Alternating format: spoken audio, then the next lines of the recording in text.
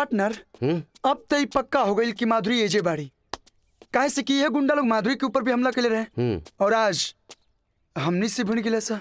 बात तो तू सही कहला ब्रो, हमरो लागता कुछ ना कुछ तो पक्का होई। का के हवा तू लोग और ये गुंडा लोग से काहे लड़त रहलो? हाँ अरे हम कहा लड़त रहनी, हम तो बस ई लड़की के बारे में पूछत रहनी तो लोग हमरा से भिड़ गिला तो हम उधर के कूट देनी।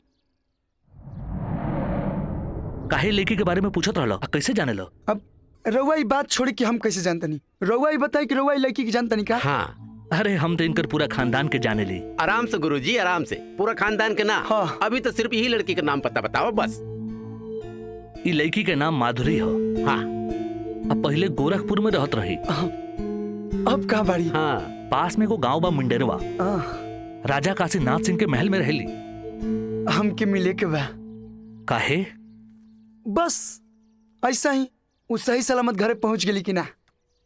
घरे तो पहुंच गई बड़ी बाबू, बाकी सही सलामत नहीं थी। कब है? कैद में बाड़ी। कैद में? केकर कैद में? विश्वनाथ सिंह के। इनकरे सौतेला भाई हमन। हेलो ब्रो, तनी इन्हें आवा। अरे कहाँ ले जाते रहे? देखा भाई, यहाँ से वापस चला, बड़ा खतरनाक लोग बुझाता। देखत नहीं के कैसे आतंक छायल बा सब पे है। वैसे भी महल सब में बड़ा अजीब अजीब कहानी होला।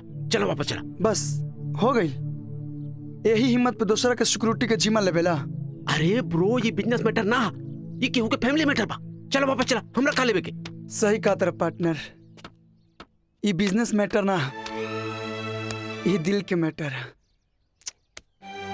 और ये तो हम क्लियर करके जाइब। अगर नहीं हो हौसला तो मोहब्बत नहीं मिलती और मुफ्त में इतनी बड़ी दौलत नहीं मिलती।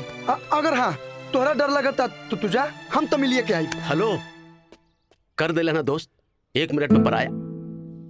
यार की खुशी के लिए कुर्बान है जिंदगी, दोस्ती की है दोस्त, नहीं की है दिल लगी। चल चला।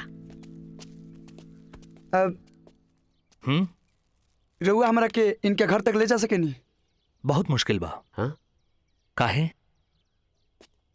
में मुश्किल के कौन बात बा, वो मजा के बा बस।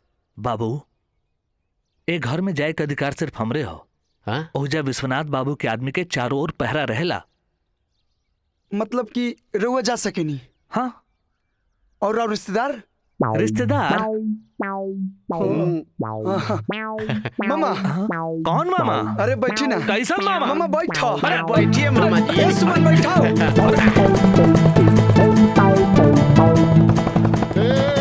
रुक रुक रुक रुक।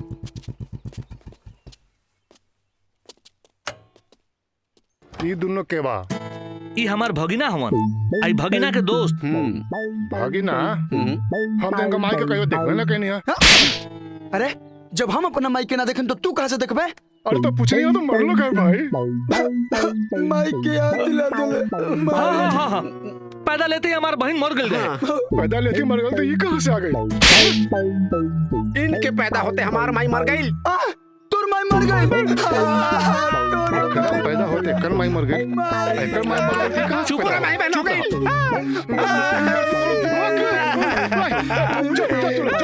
चलो चलो चलो चलो भगिना, चलो चलो माई मर गई। चलो चुप रहो चलो।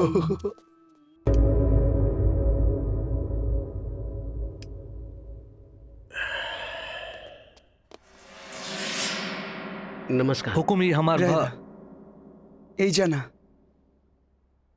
प्रणाम जी। हम आनंद बानी, हम खलीलाबाद से आयल बानी। कुछ दिन पहले और बेटी माधुरी जी हमारा घरे आ गई रही। हमरा मालूम है बेटा। आओ बेटा बेटा जी। मालूम रहे, इनके कैसे पता चल गई? अच्छा कहला तू आ गईला, तोहार बहुत बहुत धन्यवाद बेटा। अगर हम अपना ही घर में कैद न रहती तो खुद दे आई तोहरा पास मिले। हमरा यह समझ में नहीं आवत कि आखिर क्या कारण बा कि वो अपने घर में खुद कैद बानी। कारण केहू और नहीं के बेटा, हम खुद बानी, दूसरा के का दोष दी हम तो एजाइल रही माधुरी जी के राजी खुशी जाने। हाँ। लेकिन एजा के माहौल देख के हम खुद उलझन में पड़ गई नहीं, कुछ समझ में नहीं आवत। ये उलझन हमरे लगावल पेड़ के जड़ है, जो ना जड़ में आज हम खुद ही जकड़ गइल बानी। हमरा कुछ समझ में नहीं आवत बाबूजी, तनी साफ साफ बताई ना। बचपन में भइल एक घटना हमरा बाल मन पर ऐसन असर कैलस कि हमरा जीवन के दिशा और दशा सब बदल